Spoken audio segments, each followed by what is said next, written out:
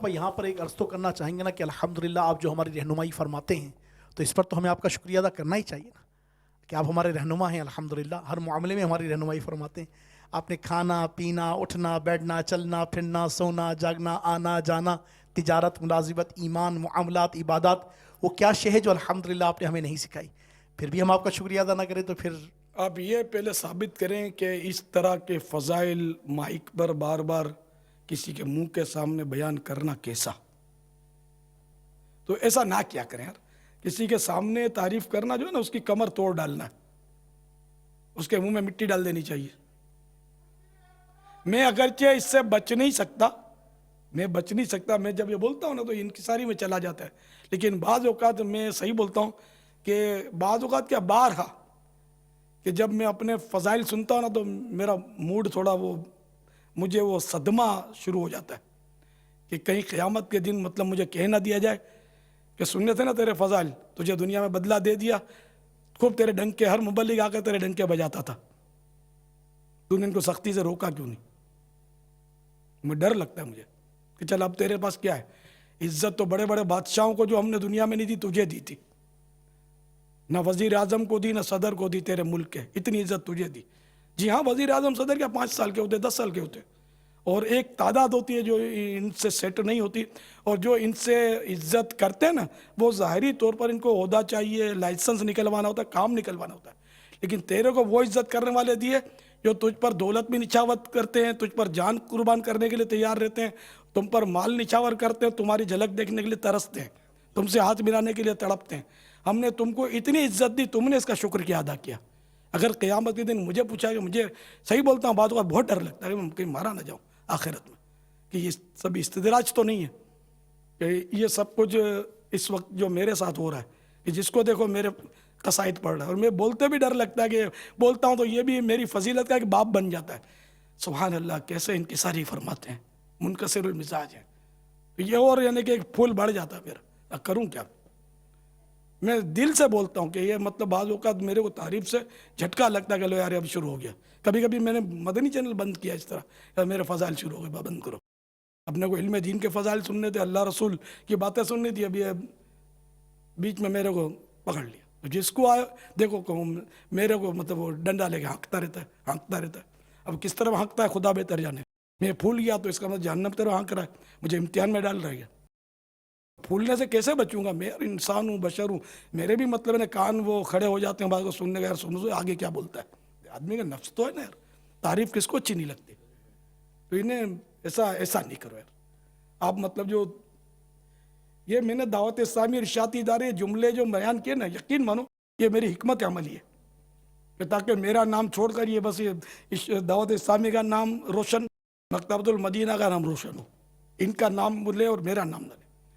اپنی وی C D, اپنی کیسیٹیں جو بھی ہے، میں عام طور پہ اپنی کتاب رسالے کہ میں نے رسالے لکھے، میرے بارہ مطلب اپنے اشعار بولتا ہوں تو بولتا ہوں کہ جیسے کہ کسی نے کہا ہے الحمدللہ کہ مطلب میرے کو چھوڑو، میری فضیلت جیسے آپ باپا یوں کرتے ہیں ماشاءاللہ، یوں قربانی دیتے ہیں، یوں قربانی دیتے ہیں، یہ میری فضیلت آپ بیان کرتے ہو، آپ نے کیا اس سے لیا یار؟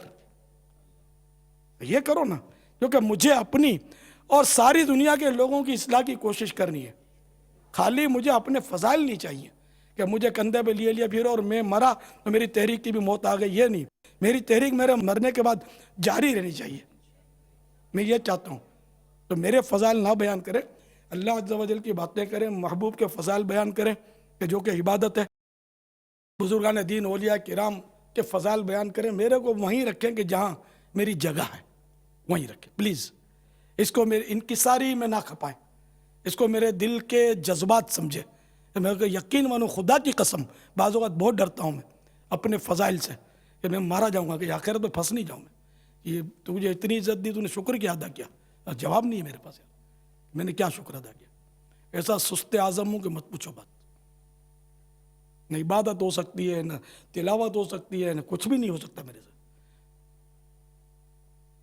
سب بس یہ نمائشی یہ سارا معاملہ۔ اللہ کرے کہ بس وہ دل روشن ہو جائے، نام تو روشن ہو گیا، دل ابھی اندھیرے میں ڈوبا ہوا ہے، یقین مانے دل روشن ہو جائے۔ تو جس کی بھی تعریف کی جائے نا، حدیث شریف بھی ہے نا، جس کی طرف دین یا دنیا میں انگلی اٹھائی جائے وہ ہلاکت میں پڑا. اب جیسے کوئی M N A M P ہے یا سیاسی لیڈر ہے یا دنیاوی طور پر مالدار ہے یا کوئی بہت بڑی ڈگریاں جس کے پاس بہت بڑا ڈاکٹر ہے, بہت یعنی کہ دنیاوی طور پر وہ بہت بڑا افسر ہے, میجر ہے, کرنل ہے, جرنل ہے, جو بھی ہے تو بڑا ہے, اس کی طرف لوگ انگلی اٹھاتے اس کی تعریف کرتے نا, یار افسر ہے. ٹھیک ٹھاک ہمارے اسلام بھائی افسروں اور مالداروں کے پاس بازو کا دوڑتے پھرتے, ان کے پیچھے بھاگتے, وہ اس کو بڑی. تو میں بھی ہنستا ہوں بعض اوقات, کہ عہدے کی عزت ہے, یہ عہدہ اتر, ہم تیرے کو گھاس بھی نہیں ڈالیں گے, سیدھی بات ہے. مطلب ہم پوچھنے بھی نہیں جائیں گے کہ بھائی کیا حال ہے, آپ کا پانی پیا کہ نہیں, اور جب تک آپ کا عہدہ ہے سر سر سر, پھر سر کو پیر کے تلے کچل لیں گے. جس دن سر کی کرسی پیچھے سے کھسکی نا, کسی نے کھینچ لی نا. دیکھو کتنے صدر پاکستان میں آئے, ہے کسی سابقہ صدر کا نام آپ کو معلوم؟ اگر نام معلوم ہے, ٹھکانہ معلوم ہے, وہ کہاں ہے؟ زندہ صدر موجود ہیں کئی, کہاں ہیں؟ ان کی عزت وہ بالکل ٹائمپریری ہوتی ہے, خوش فہمی میں رہنا نہیں چاہیے کسی کو. برا بھی لگے تو آدھی روٹی صدر صاحب یا وزیر اعظم اگر سن بھی رہے, کوئی بولے تو آدھی روٹی زیادہ, آدھی روٹی کم کھا لینا. ہم پیٹ کے قفلے مدینہ والے مہنگا. تو میں حقیقت میں عرض کر رہا ہوں, میں نے خود اپنی آنکھوں سے دیکھا ہے کہ وہ صدر زندہ آباد, صدر زندہ آباد, پھر یہی صدر, میں نے اپنی آنکھوں سے دیکھا کہ صدر مرد آباد, مرد آباد, مرد آباد, جس کو مطلب کندھوں پہ چڑھاتے اٹھاتے اچھالتے اسی کے پتلے جلتے میں نے دیکھے, اور جوتے مارتے دیکھے ہیں. ایک مثال ہے کہ اس کو اتنا ذلیل کر کے پھر اتارتے سیٹوں سے, بھاگتے بنتی ہے, جان خطرے میں پڑ جاتی ہے. میری جان بھی خطرے میں, میرا الحمدللہ میری جان دین کی وجہ سے خطرے میں, دنیا کی وجہ سے خطرے میں نہیں ہے. دنیا میں میرا کوئی دشمن ایسا نہیں کہ صرف دنیا داری کی وجہ سے مجھ پر حملہ کرے گا, صرف دین کی وجہ سے کہ یہ اسلام کی خدمت کیوں کر رہا ہے, یہ یا رسول اللہ کیوں بولتا ہے, یہ جشن ولادت کو کیوں فروغ دیتا ہے, یہ یوں کیوں کرتا ہے, یوں کیوں کرتا ہے, اتنے ساروں کو دھاڑیاں کیوں رکھواتا ہے, مسجدیں کیوں بھرتا ہے, اتنی نمازی کیوں بڑھاتا ہے. تو بہت سارے ایسے ہوتے ہیں کہ جو اس وجہ سے آپ کو پتہ ہے کہ وہ چڑھتے ہوتے ہیں کہ اس کو اب ہٹاؤ رستے سے. تو جب موت آ جائے گی تو ہٹ جائیں گے, خود ہی ہٹ جائیں گے. یہ ظاہری ہمارے سارے وسائل بیکار ہو جائیں گے. جب تک وقت پورا نہیں ہوا ٹھیک ہے, سانس لے رہے, آج بول رہا ہوں, کل رات کو میں ہوں گا نہیں ہوگا مجھے نہیں پتا. ہارٹ فیل بھی تو آدمی کا بیٹھے بیٹھے ہو جاتا ہے, چھت گر جاتی ہے, زلزلہ آ جاتا ہے, تو ہزاروں لاکھوں اجتماعی طور پر سو جاتے. اپنی خواہش ہے کہ ایمان و عافیت کے ساتھ مدینے میں آقا کے جلووں میں شہادت ملے, ہے نا, اپنی خواہش ہے. تو یہ اچھی خواہش کرنا تو ثواب ہے نا. پھر جو نصیب جہاں موت آئے گی وہاں آئے گی. اللہ ایمان و عافیت کے ساتھ ہمیں موت نصیب فرمائے, کلمے کے ساتھ اٹھائے, محبوب کے جلووں میں ہماری روح قبض فرمائے. یہ ہم دعا کر سکتے ہیں, یہ دعا بھی ثواب عبادت ہے. تو اس لیے میں ریکویسٹ کرتا ہوں مدنی چینل والوں سے بھی, مبلغین سے بھی, کہ یار میرا تذکرہ آپ اس طرح نہ کیا کریں. جس طرح یہ کرنے کا ایک روٹین بن گیا, یہ لگتا ہے کوئی تحریک چلی ہے کہ جو بھی مبلغ آئے گا اس کو الیاس کا تذکرہ کرنا ہے. تاثرات میں بھی میں نے نوٹ کیا کہ وہ ایسا لگتا ہے پہلے اس کو پٹیاں پڑھاتے ہوں گے تو یہ بولنا ہے, اس میں الیاس قادری کو بھی یوں بولنا ہے, یہ ہمارا یوں ہے, ہمارا یوں ہے. یہ اس طرح ہر تاثرات دینے والا بھی میرا تذکرہ کرتا ہے. میرے کو لگتا ہے کہ ایک سازش ہے یہ میرے ساتھ, تو اس سازش کو یار ختم کرو. میں معافی مانگتا ہوں, خدا کی قسم بہت گناہ گار ہوں. آپ ایسا نہ کریں کہ میں پھول جاؤں, جس دن پھول جاؤں گا تو جو پھولتا ہے پھٹتا ہے, مجھے پھٹنے سے بچا لیا. منہ پر تعریف کرنے کے حوالے سے کئی روایتیں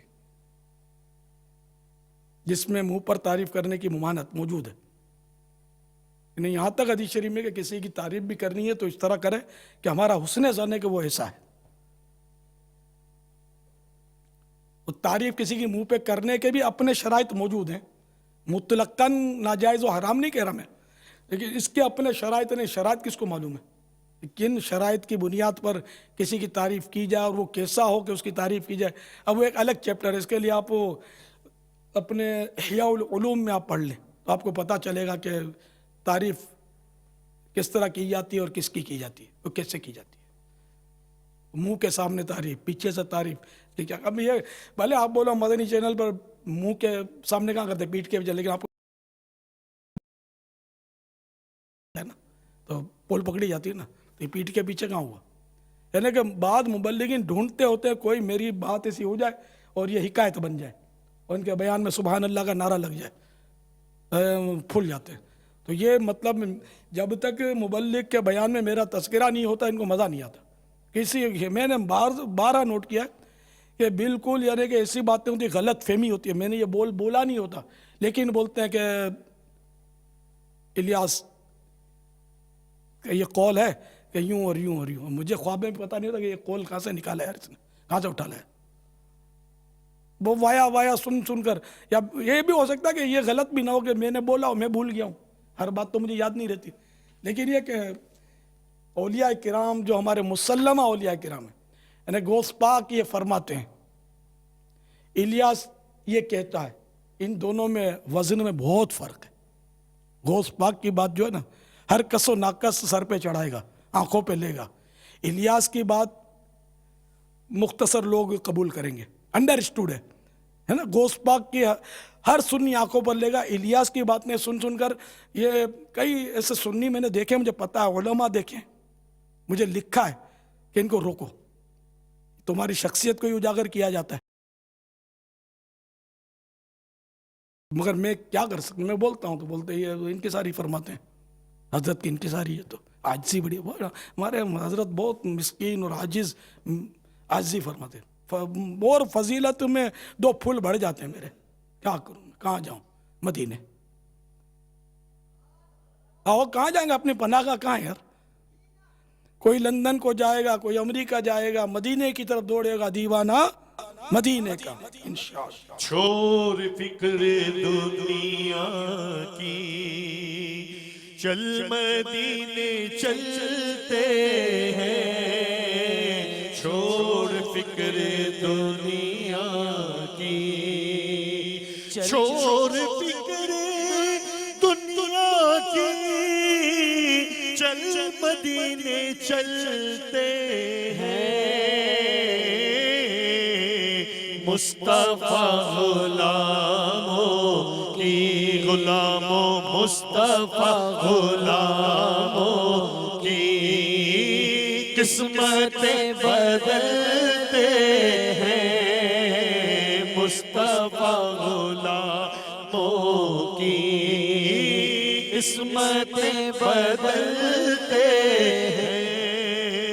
چھوڑ فکر دنیا کی, بس چل مدینے, چل مدینے, چل مدینے چلتے ہیں. چھوڑ فکر دنیا کی.